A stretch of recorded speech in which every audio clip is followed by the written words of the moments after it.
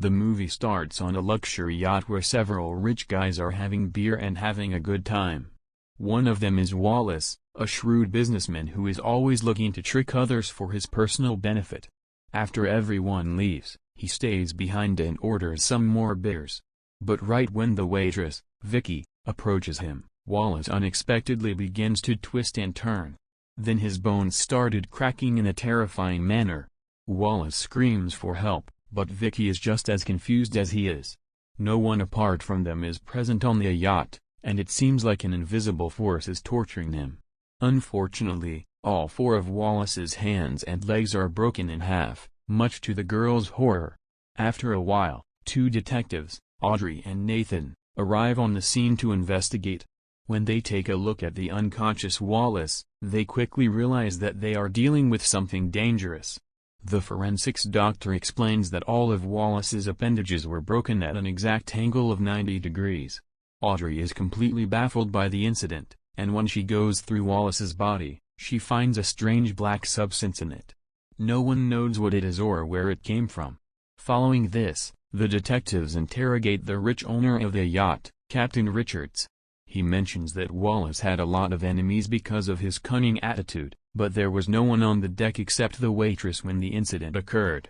Richards further explains that his yacht is one of the most luxurious ones around, with cutting-edge technology, so a mechanical malfunction is completely out of the question.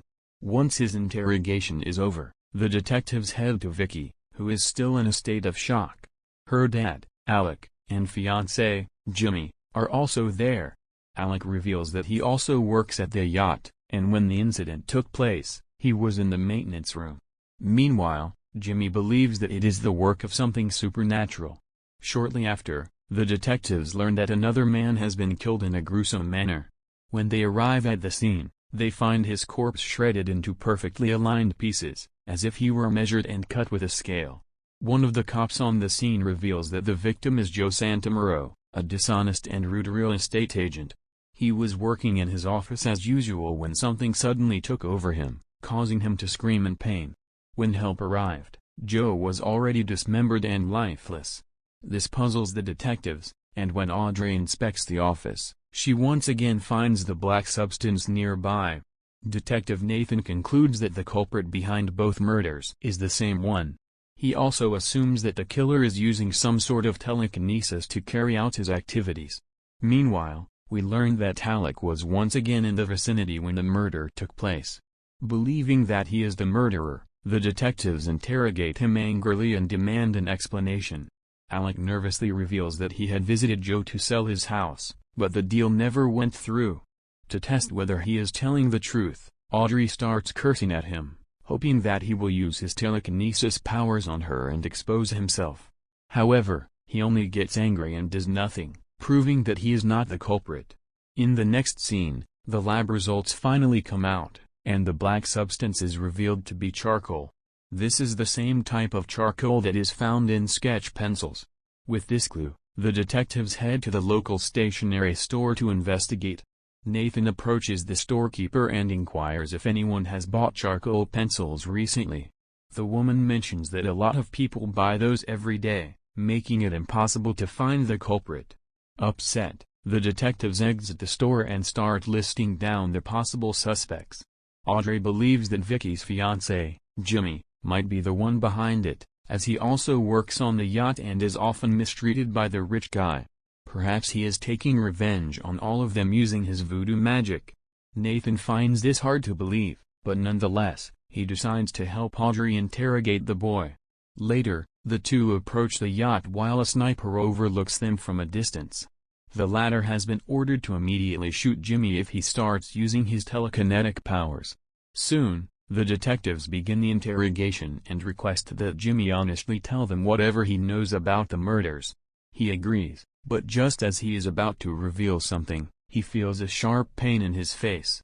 Then, an eerie sound starts coming from inside his body, just like the one Wallace made before he was broken in half.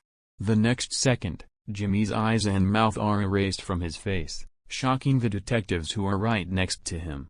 This proves that even he is not the killer. Later, we see Jimmy receiving medical attention at the police station. Despite his critical condition, he is still alive for the time being. However, Audrey knows that if they don't catch the killer, more people will die soon. So, she makes it her ultimate mission to catch him and kick his ass. After a while, the detectives decide to interrogate the final person who is associated with the yacht, Vicky. Coincidentally, she is also an arts teacher who usually buys charcoal pencils from the stationery store. Nathan and Audrey arrive outside her classroom and request a minute with her. However, Vicky appears to be scared and wants nothing to do with them. She also inadvertently reveals that her dad has been missing for 2 days. The detectives try to coerce her for more information, but she slams the door on them and leaves. With no options left, Nathan and Audrey decide to break into her house to find clues. When they reach the garage, they are taken aback to find hundreds of sketches and paintings scattered on the floor. On the wall, many of them have been ripped off. It is evident that someone hurriedly took away all the sketches.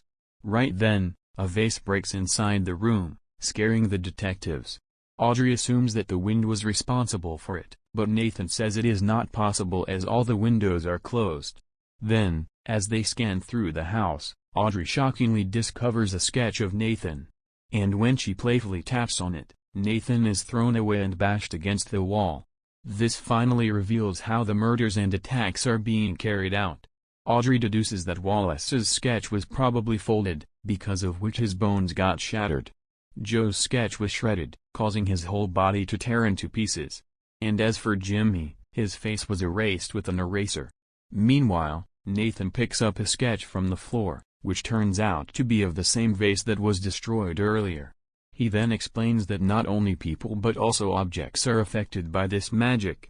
It is then revealed that Nathan had accidentally stepped on the sketch earlier, which caused the vase to shatter into pieces. In the next scene, Wallace regains consciousness, and the detectives immediately confront him for answers.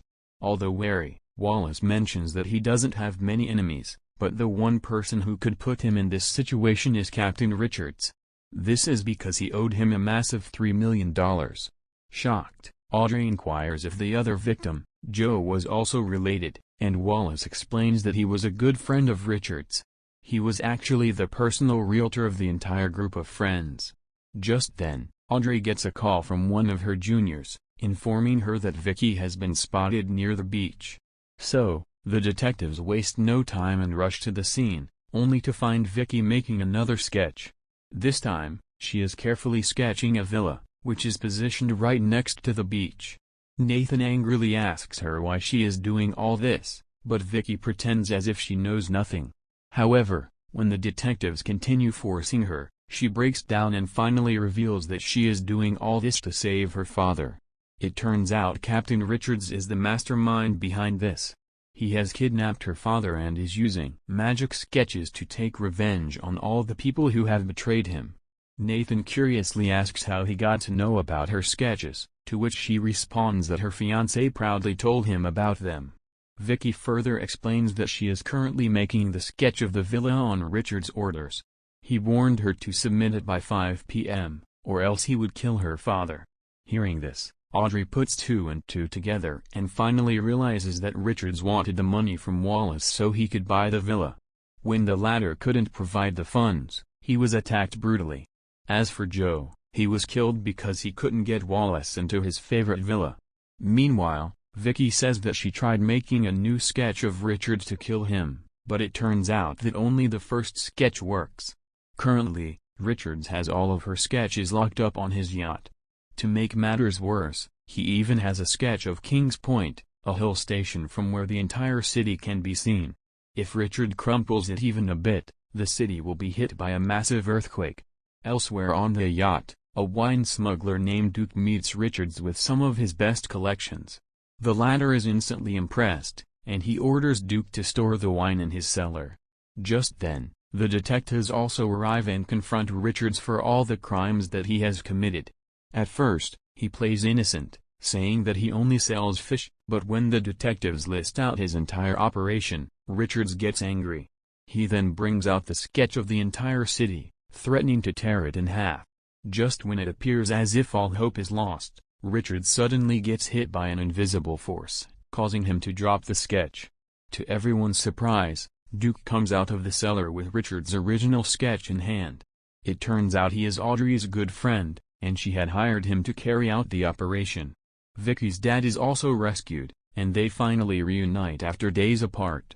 Meanwhile, Richard's sketch falls into the sea and starts getting wet, causing water to come out of his face. Nathan hurries to fetch it out, but it is too late. The sketch sinks into the sea, and with this, Richards also dies a gruesome death. In the final scene, we see Vicky has resketched her fiancé's face, and he is recovering well.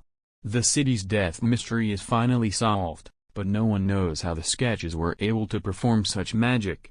Regardless, Vicky promises that she will never buy charcoal pencils again.